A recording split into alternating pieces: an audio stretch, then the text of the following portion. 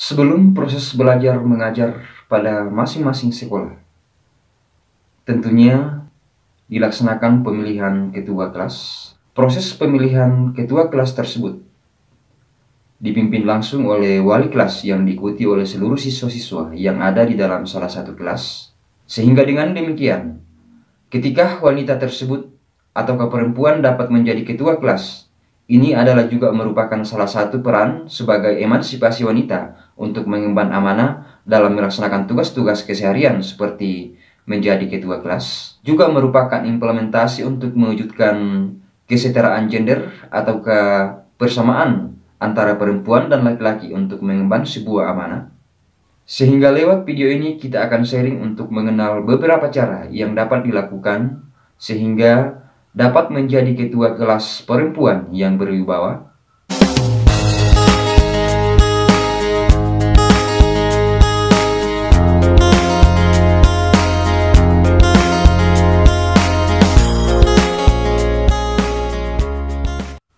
Sebelum kita membahas lebih lanjut tentang beberapa cara yang dapat dilakukan sehingga dapat menjadi ketua kelas perempuan yang berwibawa, terlebih dahulu kita harus mengetahui bahwa kesempatan untuk menjadi ketua kelas dalam salah satu kelas tentunya adalah hal yang sama bagi seluruh siswa-siswa yang ada di dalam salah satu kelas, sehingga tidak menutup kemungkinan perempuan atau wanita yang dipercayakan untuk mengemban amanah menjadi ketua kelas.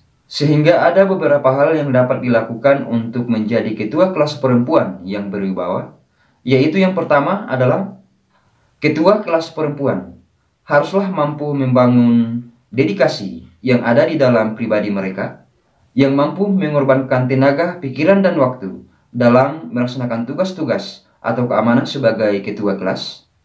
Sebagai salah satu contoh adalah harus memiliki waktu untuk hadir menjenguk rekan-rekan atau teman-teman kelas yang sedang sakit.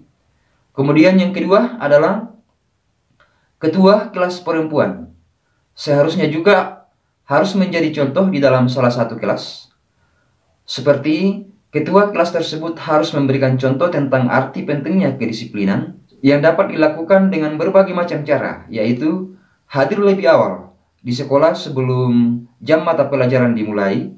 Kemudian yang ketiga adalah seorang ketua kelas perempuan tentunya diharapkan tidak membedakan untuk membangun komunikasi antar rekan-rekan atau teman-teman di dalam salah satu kelas.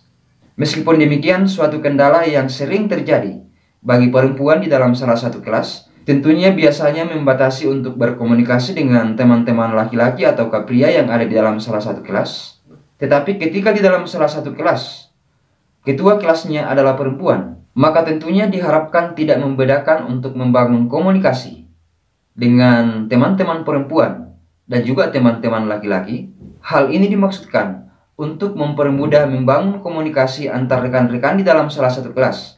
Tetapi perlu dipahami bahwa komunikasi yang dimaksudkan, baik itu komunikasi antara rekan-rekan pria dan juga rekan-rekan perempuan yang ada di dalam salah satu kelas, adalah komunikasi dalam hal organisasi kelas. Kemudian yang keempat adalah berusaha untuk tidak membangun komunikasi dengan teman-teman perempuan, terutama membangun komunikasi yang berkaitan dengan hal-hal pribadi. Meskipun demikian, hal-hal pribadi tersebut tentunya dapat disesuaikan sesuai dengan kondisinya, yang dapat dibicarakan dan dapat disampaikan di luar jam pelajaran ataukah di luar sekolah. Hal tersebut dimaksudkan untuk menghindari adanya anggapan dari rekan-rekan yang ada di dalam salah satu kelas bahwa ketua kelas adalah seorang ketua kelas yang selalu bergosip dan juga membicarakan hal-hal pribadi di lingkungan sekolah. Kemudian yang kelima adalah seorang ketua kelas perempuan harus mampu memiliki sikap seperti laki-laki. Seperti ketua kelas perempuan tersebut harus tegas, berani, dan juga bijaksana. Ketua kelas perempuan yang tegas dalam hal ini dimaksudkan harus tegas untuk melaksanakan peraturan-peraturan yang ada di dalam salah satu kelas yang telah disepakati bersama sebelumnya. Kemudian berani dimaksudkan bahwa ketua kelas perempuan tersebut harus berani mengambil keputusan dalam rangka menyelesaikan permasalahan-permasalahan ketika ada hal-hal yang terjadi dalam salah satu kelas, Sedangkan bijaksana dimaksudkan bahwa ketua kelas perempuan di dalam salah satu kelas tentunya harus mampu memahami tentang permasalahan-permasalahan yang sedang terjadi dalam salah satu kelas, sehingga solusi yang disampaikan dapatlah bijaksana sehingga tidak merugikan salah satu pihak.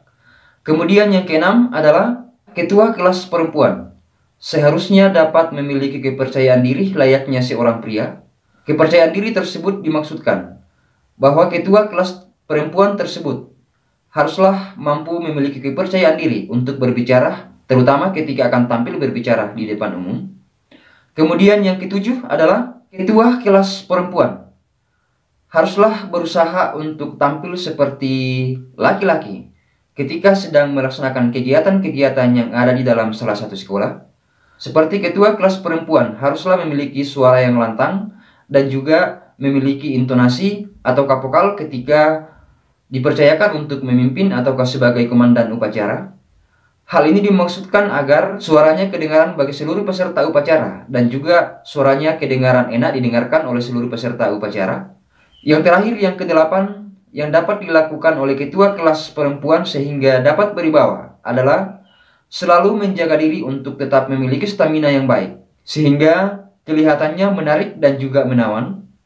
Kelihatan menawan dan menarik tersebut tentunya bukanlah mengarah kepada bagaimana cara untuk memoles muka dan juga bagaimana cara untuk berpenampilan yang tampil beda di depan teman-teman kelas.